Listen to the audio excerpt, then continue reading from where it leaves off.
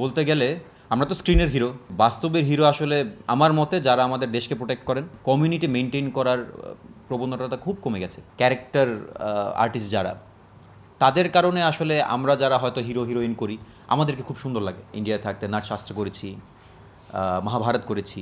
বড় পর্দায় তো অবশ্যই যাওয়ার ইচ্ছা আছে। আমার চরিত্রটা খুবই ইন্টারেস্টিং। আমার চরিত্রটার নাম রুশো। সে বেসিক্যালি হিরো হতে চায়। আর কাজিন্স নাটকটা আমরা 5 কাজিন্সদের নিয়ে, যারা একজন আরেকজনকে খুব বেশি ভালোবাসি। আমাদের একজন বড় ভাই আছেন আন্দালিবদা, সে আমাদেরকে খুব স্নেহ করেন। আমাদের মধ্যেই বিভিন্ন ধরনের নাটকীয়তা, আমাদের স্নেহ, আমাদের ভালোবাসা, এই নিয়েই গল্প। আর যেহেতু আমার ক্যারেক্টারটা হিরো হতে চায়, তো তার মধ্যে একটু নাটকীয়তা একটু বেশি। বাস্তবের হিরো আসলে বলতে গেলে আমরা তো স্ক্রিনের হিরো, বা যারাই কাজ করি সবাই প্রত্যেকটা ক্যারেক্টারই নাটকের হিরো। কিন্তু বাস্তবের হিরো আসলে আমার মতে যারা আমাদের দেশকে প্রোটেক্ট করেন, আমাদের বর্ডারে যারা আছেন, আমাদের আর্মি, আমাদের দেশের প্রশাসন, এরাই আসলে বাস্তবের হিরো। আমার ব্যক্তি জায়গা থেকে আমি ভাবি যে দিনের পর দিন আমাদের মধ্যে কমিউনাল ভিউইং কিংবা কমিউনিটি মেনটেন করার প্রবণতাটা খুব কমে গেছে। আমরা খুবই ব্যক্তিকেন্দ্রিক হয়ে যাচ্ছি, খুবই ইন্ডিভিজুয়ালিস্টিক হয়ে যাচ্ছি। সো কাজিন্স দেখার পর, যেহেতু কাজিন্স খুবই ফ্যামিলি ওরিয়েন্টেড একটা নাটক, সো কাজিন্স দেখার পর হয়তো আমাদের ব্যক্তি স্বার্থের জায়গাটা একটু বাদ দিয়ে হলেও আমরা কমিউনিটি কেন্দ্রিক চিন্তা করতে পারবো। আমরা আমাদের পরিবারকে নিয়ে আরেকটু বেশি ভাবতে পারবো। অ্যাটলিস্ট এইটুকু ভাবতে পারবো যে যতক্ষণ তারা আমাদের সাথে আছেন ততক্ষণ অন্তত তাদেরকে আমরা প্রপার স্নেহ, প্রপার ভালোবাসা, প্রপার আদর যত্নটা করে রাখি। আমাদের খুবই ইন্টারেস্টিং কিছু ক্যারেক্টার সাবেরি আপা করছেন, মিলি বাসার আপা করছেন।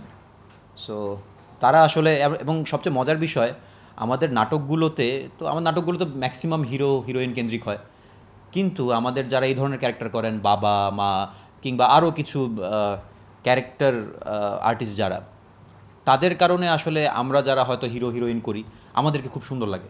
কারণ তারা আসলে এত চমৎকার এক একজন আর্টিস্ট, এত চমৎকার এক একজন অভিনেতা, তাদের আলোটা যখন আমাদের উপর পড়ে মানুষের মনে হয় যেন আমরা বেশি সুন্দর। তো আসলে তাদের আলোর কারণেই আমরা সুন্দর।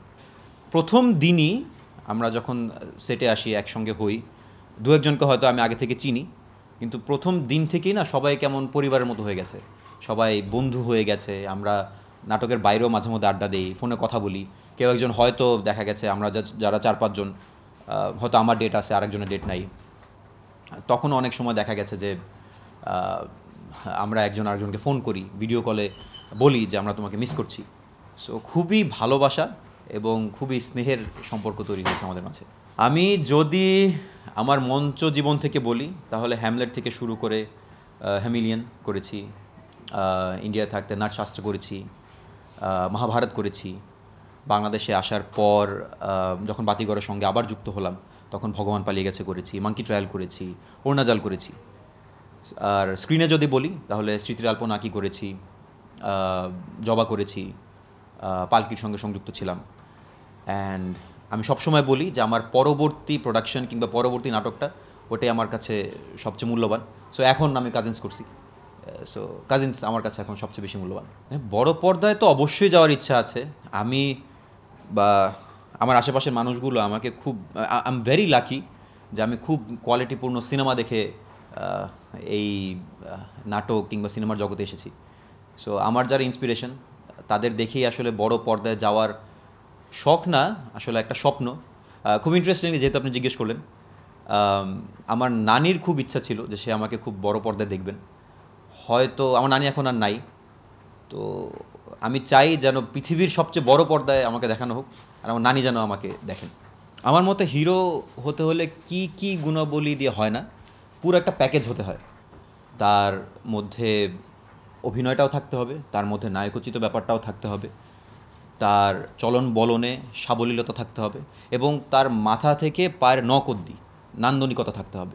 আমার মতে হিরো হতে হলে এতটুকুই হয়তো যথেষ্ট।